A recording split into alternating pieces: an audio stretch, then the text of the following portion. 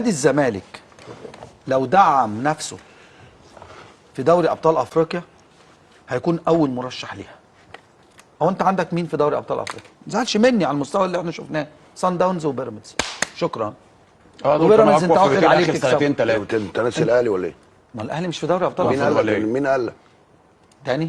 ما انا بقول لك اهو عايز انت ايه؟ سالوا مارادونا قبل كده مهيب، قالوا له مين اللي هياخد كاس العالم؟ قال لك اسال الفيفا. في سنه كام؟ في ال90. قالوا له مين اللي هياخد كاس عالم؟ لمارادونا، وده اعظم لعيب جه في تاريخ العالم. قالوا له مين اللي بياخد، مين مرشح لكاس العالم؟ قال لهم اسالوا الفيفا. كل حاجه بتتغير يا مهيب. انت عايز ايه؟ انا مش عايز حاجه، انا هلعب في الكونفدراليه. مهيب انا راضي احسن ثلاث فرق في دوري انا راضي بالكونفدراليه واستاهل ان انا العب في الكونفدراليه لان احنا عندنا لعيبه احسن ثلاث يعني ايه تستاهل؟ لا انا كنت يعني زي ما قال يعني في خلاف بين وائل وشريف. معلش انت بتتكلم عن مين اللي خد الزمالك خد الدوري؟ الاهلي وحش. الاهلي ما كانش في احسن مستواه. انت النهارده بتتكلم على السكواد بتاع النادي الاهلي، احنا قلنا النادي الاهلي لو فاق هيعمل، لو النادي الاهلي لو فاق هيعمل. ممكن ارد عليك بس لا استنى ما انا اكلمك استنينا الاهلي يفوق.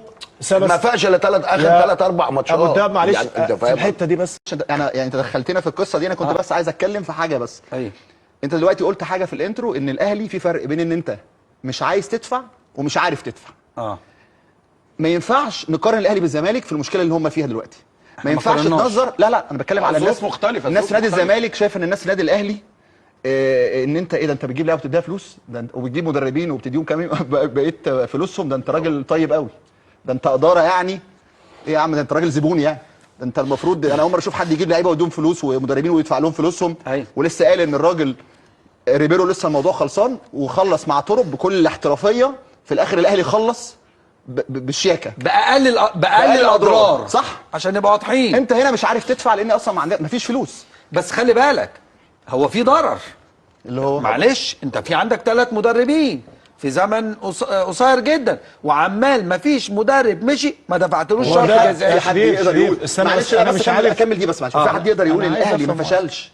الاهلي ما فشلش في ملف ان هو يختار، سيبك من ان هو دلوقتي اداريا بيحل لانه عنده المقدره الماديه. ايوه الاهلي جاب لعيبه غلط طبعا، الاهلي جاب مدربين غلط طبعا، مفيش خلاف على ده. والناس اللي ماسكه السكاوتنج اللي فاتت دي ما تجيش تاني طبعا. ده ما فيهوش كلام. لكن بكلمك على ان انت دلوقتي شايف ان انت الظلم اللي الناس زمانك بيتعرض له وان الدنيا كلها جايه علينا، في حين ان انت شايف الناس اللي اشتكتك دي ده ايه يا عم، ده الناس دي ظالمه.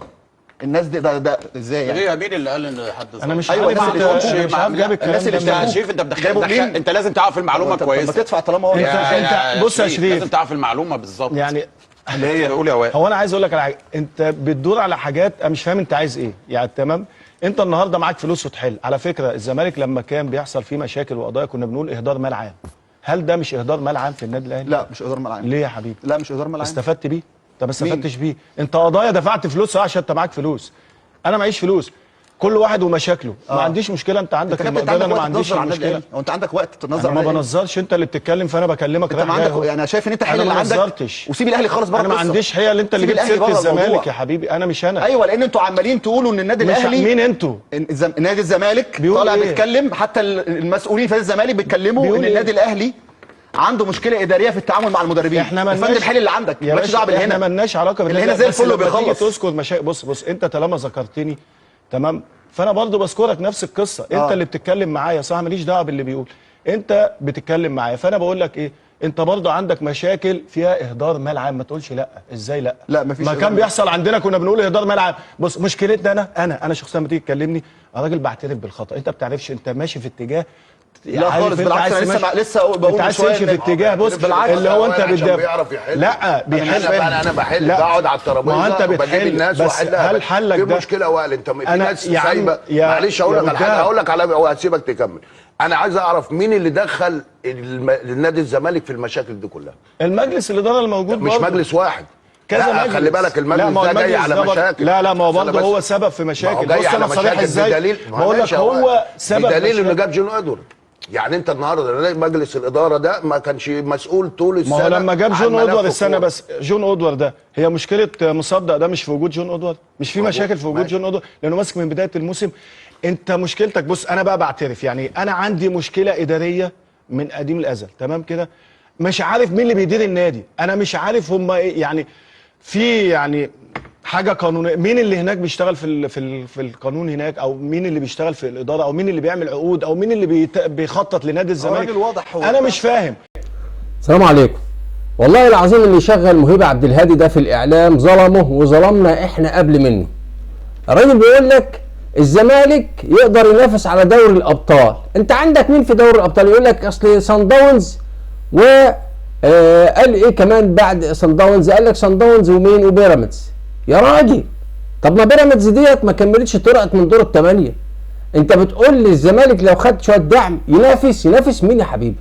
ينافس طب انت ما فيش الترجي خالص؟ انت ما حسبتش الترجي، ما حسبتش مولودية الجزائر اللي متأهل لدوري الابطال بما انه اخذ بطولة الدوري الجزائري السنة دي. الزمالك اللي انت بتتكلم عليه ده يا حبيبي ما قدرش يفوز بالكونفدرالية واتغلب من طلع من نهائي اتحاد العاصمة في النهائي. الاتحاد العاصمة ده اللي هو رقم 12 على الدوري الجزائري. انت بتتكلم في ايه؟ احنا نفسنا على فكرة كأهلاوية الزمالك يلعب في دوري الابطال. مش انتوا بتصيحوا وقاعدين تقولوا دوري الابطال ده، اديك هتروح لدوري الابطال وتشوف. صدقني ما انتش هتخرج من دوري المجموعات اساسا لو وصلت لدوري المجموعات ما انتش هتخرج منه. انت هتاخدها حصاله. انت عندك مولودية الجزائر، عندك الترجي، عندك صن داونز، عندك بيراميدز اللي انت بتقول عليه ماشي. وسيبك من بيراميدز كده كده مع الزمالك مفيش مشكله، لكن دي دوري الابطال. واذا كان بيراميدز بيسيب لك في الدوري مش هيسيب لك في دوري الابطال، لان هو بيعمل معاك كده في الدوري المحلي نكاية في الاهلي.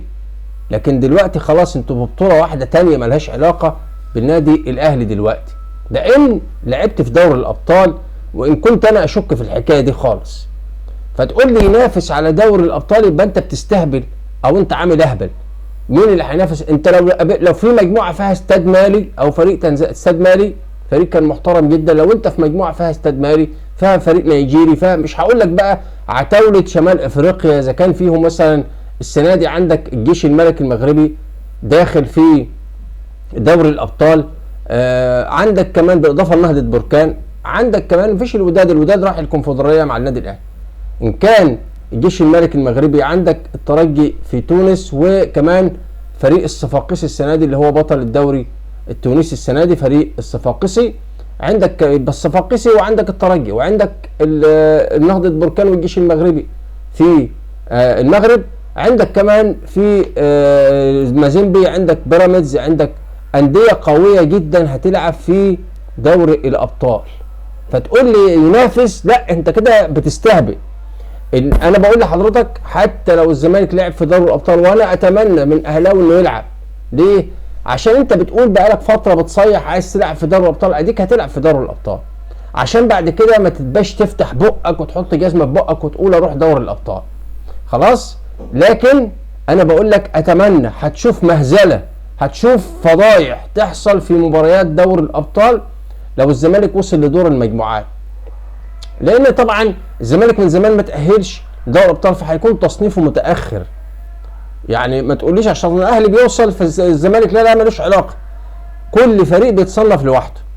الزمالك هيكون تصنيف تاني او تالت بالكتير، فكلمه انه على راس مجموعه ده كلام هجس. تصنيف تاني او تالت، فاكيد مليون في المية هيقع معاك 4 من الفرق الكبار المصنفين. طيب بعد كده عندك الفرق اللي في المستوى الثالث فرق قويه جدا. غير ده كله ممكن كمان الهلال يكون متأهل لدوري الابطال، الهلال السوداني، وده فريق عنيد وفريق قوي ومش سهل. عشان كده ما تقوليش ينافس وما ينافسش، بس الاول يخلص ديونه وبعدين نشوف اذا كان هيلعب في دوري الابطال ولا لا.